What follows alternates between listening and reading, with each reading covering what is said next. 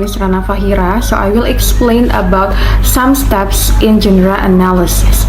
So based on Beitia 1993, there are some steps that carrying out of the analysis of genres. The first step is by considering what is already known about the particular genre. So it's about the knowledge of situational and cultural context.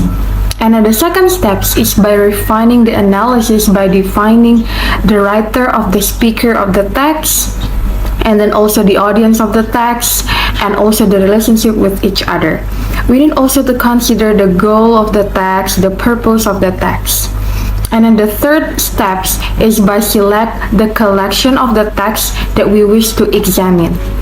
So we should think about the network of the text and then the subject matter and how they related to the context of the text. The next material, we will talk about the important stage in the examination of the social and cultural context in which the genre is used. So in the case of written text, there are some factors that might be considered. So the first one is the setting of the text. And then the second one is the focus and the perspective of the text. And the third one that might be considered in this case is the intended audience, the role, and the purpose. And also, we have to also consider the relationship between the writers and the readers. And also, we need to know also the expectations, conventions, and requirements for the text. And then also the background knowledge, values, and understanding. And the last factors that might be considered is the relationship of the text with other. Hi, my name is Sarinu Fadila. In this video, I will explain the 8 parts of context analysis and the discourse structures of genres. First is a context analysis of thesis and dissertation.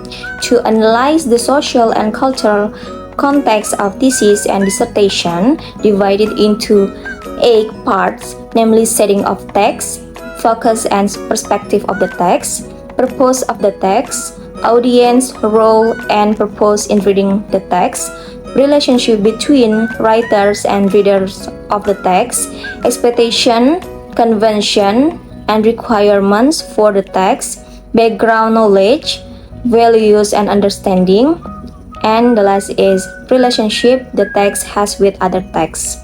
It shows the range of factors that impact on how the text is written, how it will be read, and importantly, how it will be assessed. Alright, first is setting of text. It explains that the kind of university and level of study, the kind of degree, for example, honors, master's, or doctoral research or professional study carried out in a hard or soft, pure or applied, convergent or divergent area of study. And the second one is focus and perspective of the text. It's about qualitative or mixed method research claim that can be made or claims that cannot be made. Third is purpose of the text. It's about to answer a question, to solve a problem, to prove something, to contribute to knowledge, to display knowledge and understanding, to demonstrate particular skill, to convince a reader, to gain admission to a particular area of the study. And the fourth is audience, role, and purpose in reading the text. It's about to judge the quality of the research primary readership of one or more examiners, secondary readership of everyone else. The student shows they work to how reader will react to what they read, the criteria they will use for assessing the text, who count most in judging the quality of the text. Okay, fifth is relationship between writers and readers of the text. It's about student writing for expert, for admission to an area of study the primary readership, student writing for peers, For advice, the secondary readership, writer, identity, authority, and positioning. 6 is expectation, convention, and requirements for the text. It's about an understanding and critical appraisal of relevant literature, a clearly defined and comprehensive investigation of the research topics, appropriate use of research method and technique for the research question, ability to interpret a result, develop conclusion, and link them to previous research, level of critical analysis, originality and contribution to knowledge expected, literary quality and standard of presentation expected, level of grammatical accuracy required, how the text is typically organized, how the text might vary for a particular research topic, area of study, kind of study and research perspective, what is typically to be contained in each chapter, the amount of variation allowed in what should be addressed and how it should be addressed, the university formal submission requirements in terms of format, procedures, and timing. 7 is background knowledge, values, and understanding.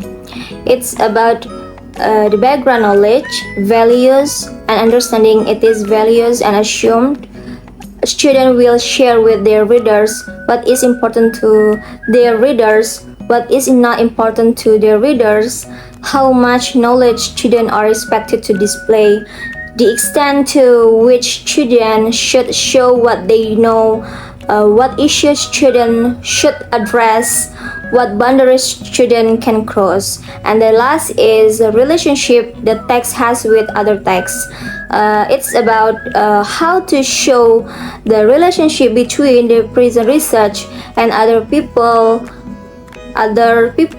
research on the topic, what counts as valid previous research, acceptable and unacceptable textual borrowing, differences between reporting and plagiarizing. Okay, next is the discourse structures of genres. The discourse structures of genres is then necessary to decide on the linguistics analysis to be carried out on the particular text. This may include the discourse structures of the text. It may also include an examination of language features typically found in the text. The function that the discourse structures and language features typically perform in the text may also be considered. For example, the discourse structure of thesis and dissertation. Typical discourse structure of thesis and dissertation, depending on the focus and orientation of their thesis or dissertation. From Research Peltridge 2002, which examined thesis and dissertation in various different fields of study, an analysis of the discourse structure of typical thesis and dissertation was carried out. These texts were collected and analyzed based on the overall organizational structure of each text. Then a comparison is made between the texts to see whether there are repeating patterns, structure organization throughout the text. Thesis and dissertation types were labeled simple traditional, complex traditional, topic-based, and compilation of research article. Alright, the first is traditional simple, consists of introduction, literature review, materials and method, result, discussion, and conclusion. And the second one is traditional complex, consists of introduction, background to the study and review of the literature or background theory, and then general method. In traditional complex have study 1, study 2, study 3 consists of introduction, method, result, discussion, and conclusion. And then the last is discussion and conclusion. The third is topic based, consists of introduction, topic 1, topic 2, topic 3, and conclusion. And the last is compilation of research article, consists of introduction, background to the study, research article 1, research article 2, research article 3, and conclusion. Research article consists of introduction, literature review, material and method, result, discussion, and conclusion. Okay, I think that's all about my part. The next presentation will be continued by Rizka Febriantini. Hello, my name is Rizka Febriantini. In this part, I will explain about the application of genre analysis. Genre-based teaching and analysis have been the subject of various perspectives and debates within the field of language education. Writers like Hammond and Megan 1999 argue that genre-based teaching can empower students by enabling them to engage effectively in both spoken and written interaction in the second language. This approach aims to provide students with the tools to navigate various text types successfully.